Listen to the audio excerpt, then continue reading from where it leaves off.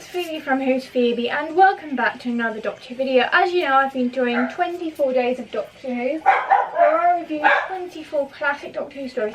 Apologies for my dogs barking. I'm currently the only one in the house because my parents went out to get some last minute Christmas bits and my brother went with them, so today's review is Day of the Daleks. Now, I obviously washed my hair today. Finally, I was finding it true. Also, another thing, I've decided what time the Christmas Day video that I'm doing, I film on Christmas Eve and it goes up Christmas Day, is going to go up the time. That's going to be 9 o'clock in the morning, because I feel like then everyone can get on with their Christmas and, you know, after watching my video. So without further ado, let's go on this video. I really like Day of the Daleks. It's not my favourite story. It's not my favourite Dalek story, and it never will be, because it can't trump Peter Davison's Dalek story. Absolutely no way in heck. But it is a good story. It takes place somewhat in the future in 21st century Earth. So, the guy called Sir Reginald, and my cat is called that.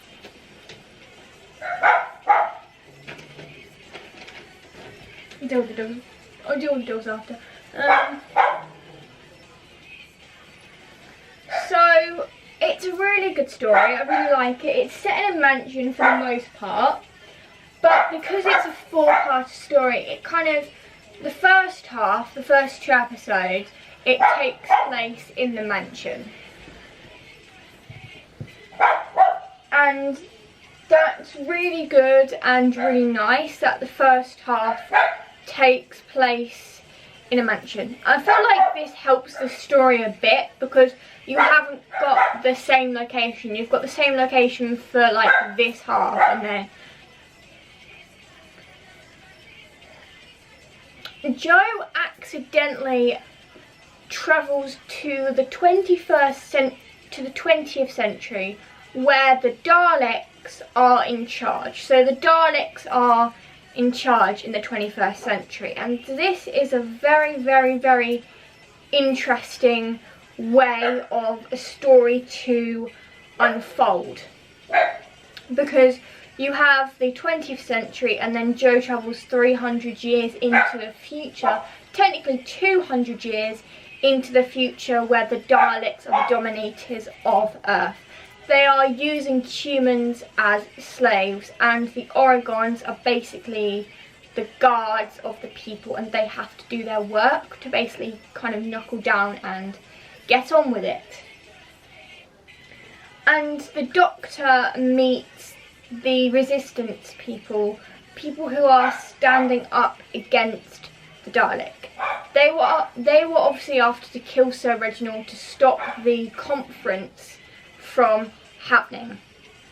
There was going to be a conference at the house, and that conference was going to basically stop the Daleks from taking over, so the future would be safe. And the Daleks aren't happy about this. Of course they wouldn't be. So to stop the conference from happening, they send people. Basically, the Daleks want this conference to go ahead. They are determined for this to go ahead, but other people from that particular planet have other ideas. And the Doctor goes into a tunnel and he sees a Dalek, and excuse my Dalek impression, it goes, "Exterminate, exterminate, exterminate the Doctor," all of that, you know, stuff. That was actually quite a good Dalek impression. I can do it better when there's a fan on, trust me. But yeah, basically that's kind of, there am I. And the Doctor travels to the 22nd century and he reunites with Jo. Jo isn't necessarily taken prisoner, although she kind of is. It's just the guy in charge, the guy helping the Daleks, the big chief if you like, the boss or whoever you want to think is actually helping in charge, he's not actually in charge. He's just kind of a puppet of the Daleks, if you like, sort of a weird way of putting it, if you like. I cut my finger a few days ago, so if you want to play with it, it's that. But yeah, so Jo isn't necessarily taken prisoner, but she kind of is.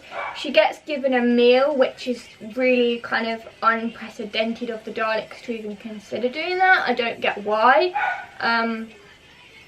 So she gets given a meal, and she's allowed to sit down and have this meal in guest rooms. The Doctor joins her, and he also has a meal. The Doctor finds out specifically what the Daleks are up to. So what does he do? He travels back in time, and he allows the Daleks to go into this house, because he knows that if he doesn't stop the Daleks, because he's been to the 22nd century, he knows that in the future humans will be under scrutiny from the Daleks. They won't have any freedom. The humans will have to obey the Daleks to every single letter of every single command. They won't get any freedom. They'll be prisoners, but even if they aren't prisoners, they'll still have to do what they're told. You know, from what you see when they're in the 22nd century, you can see it's going to be a pretty dull life, because even if they aren't the Daleks' prisoners, they're just going to be normal humans having to work for the Daleks, no matter what the work. There's always going to be an Oregon standing next to them. There's always going to be one of those. You know, there's always going to be some sort of guard creature standing next to them. There's always going to be guards outside the houses. The Daleks are always going to be around in the 22nd century. And to the Doctor, this isn't ideal. He wants humans to live freely how they please, not being under the scrutiny of the Daleks. So naturally, the only way is to go back to the 20th century to stop them, because he wants to stop the future of the Daleks happening. Because when you go to part 3, well, technically part 2, you can see that the Daleks have taken over the 22nd century, because there's like places that have the Dalek symbol on them, and I think the guy that they had in the base is an earlier version of Davros pre-accident. I can't be 100% sure, so don't quote me on that.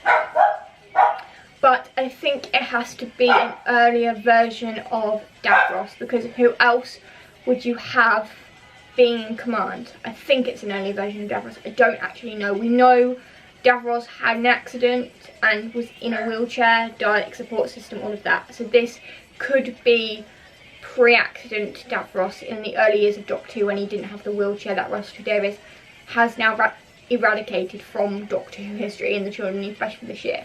But the Doctor and Jo travel back to the 20th century, and they tell the Brigadier to let the Daleks into the house. Stay with me on this. The reason he says let the Daleks into the house is because he knows one of the people from the future who is anti-Dalek society is going to blow them up. This guy stayed in the 20th century, basically getting prepared for the Daleks' plan. I call that pre-planning ahead. Like, this guy has seen the future, he's come to the 20th century to prevent it from happening, which I think is really cool. And this is really clever, and obviously UNIT are there giving all the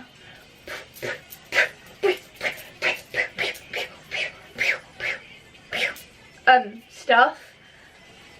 I thank you.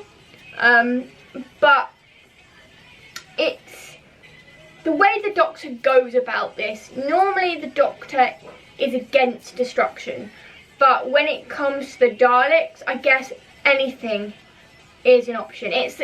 Same with the Cybermen. The Doctor breaks his no destruction rule every time he's faced with the Daleks or the Cybermen. I feel like other monsters he kind of sticks to his no death rule, but he doesn't really care with it when it's the Daleks and the Cybermen, because they are evil beings of creation, and he just feels like, I really don't care what you do now. So that's an interesting way to approach it from the Doctor's point of view, if you think about it. But yeah, so this is a really good kind of story. It's not my favourite, but it's well paced and it's a quick 4-parter story. Hello Reggie, hello my baby boy. But I've only got 2 more of these reviews to go now, everyone. So if you enjoyed this video, please give it a thumbs up if you did, and make sure you click the big red subscribe button down below and also click the notifications bell to get notifications every single time I upload. Alonzi.